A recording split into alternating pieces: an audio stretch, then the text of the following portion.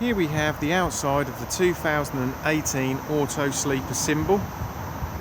As we move along, we will firstly come to the LPG filler point. Push in, twist to remove the dust cover. Our UK nozzles slide over the top of this point just here, and then it's just a matter of holding onto a lever, twisting the nozzle round and then pulling that lever towards you to lock it onto the side of the van. It's then just a matter of holding a button down to pop in as much gas as you want, or just waiting for it to click off exactly the same as a petrol pump would. And then after that, it's just a matter of releasing the lever, twisting back round and removing. To view how much gas is in the gas tank, we need to come to the driver's side just here.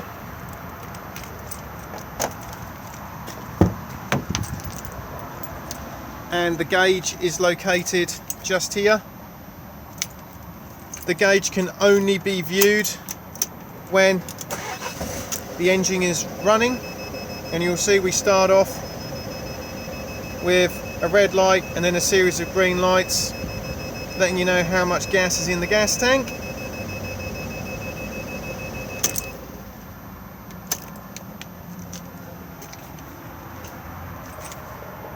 The gas tank itself is slung underneath the van, and we can see it just here.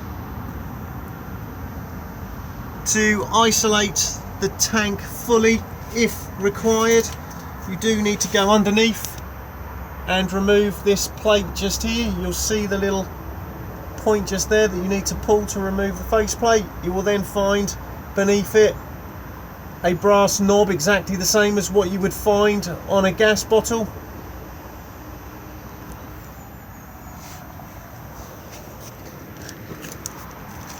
We then have water into the van. There are numerous ways of doing this. We can use a standard hose pipe and just fill the tank up with this, or alternatively we can use the whale filling system. So we can either use a submersible pump similar to what you would find with a caravan, so any water container, plug in like so,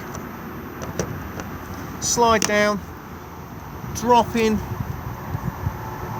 to the water container, and then make sure that the 12-volt system is turned on inside, and then this will go 12-volt live and suck water into the tank. Alternatively, you can use the direct to tap hose, so it has the same connector as you would find with the submersible. Attach it directly to a tap, turn the water on. Again, you need to make sure that the 12-volt is on inside, and then you can actually leave the tap turned on all the time, and as you use water it will constantly refill the tank. Beside the filler point, we then have the Truma flue for the boiler. We do not need to do anything with this, just make sure that nothing is obstructing it. And then tucked down here we have the fresh water drain tap and the waste water drain tap. Above it we have the external TV and satellite points, and then mains hookup. Just remember when removing the hookup lead that you push down on this blue lever just here.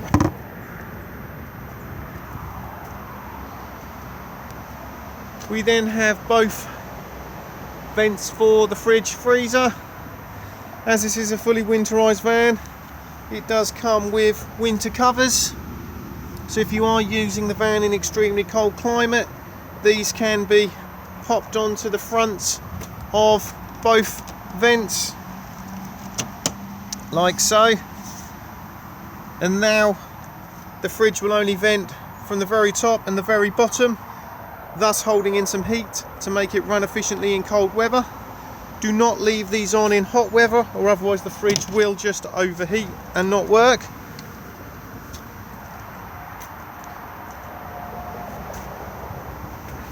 The spare wheel is located just here and winds down at this point here. In the jack and wheel brace kit there is a bar that goes into that hole. The wheel brace attaches to it and then it winds down. You can check the tyre pressure and top it up if needed. At this point just here there is an air line that just runs directly to the spare wheel. As we move to the rear, we have the reverse camera just up here. And if we now open the rear doors,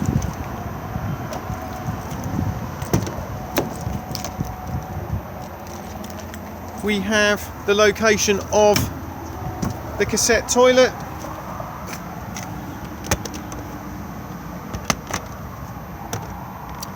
To remove the cassette, lift up on the blue lever and pull towards you. Before use, add your toilet chemical just here with a small amount of water.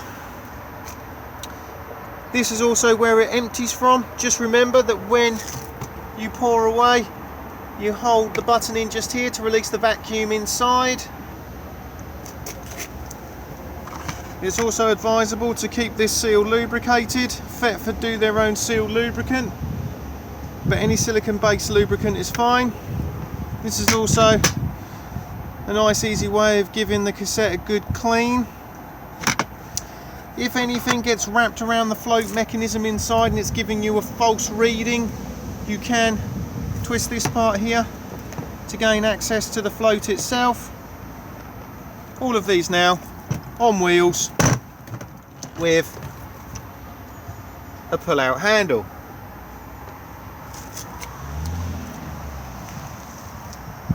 As we come round to the other side, we have the external barbecue point just here. If you are going to use this, you need to get the adapter, attach the hose of the barbecue to this point here with a Jubilee clip, and then this part here plugs in to this part here where my finger is. Once it's locked into place, you can then turn the gas on and use the barbecue. To release this spear, just push on the collar, push it up, and it will then pop back out again.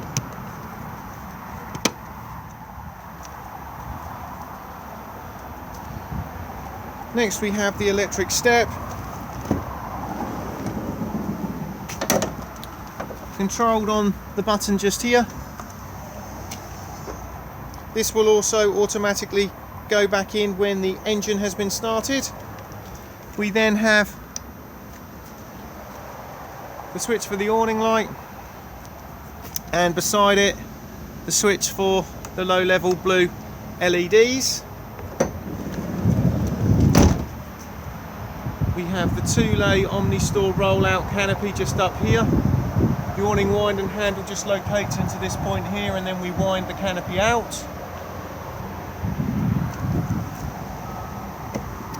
Diesel fill just here unlocks on the ignition key, and then AdBlue top up beneath.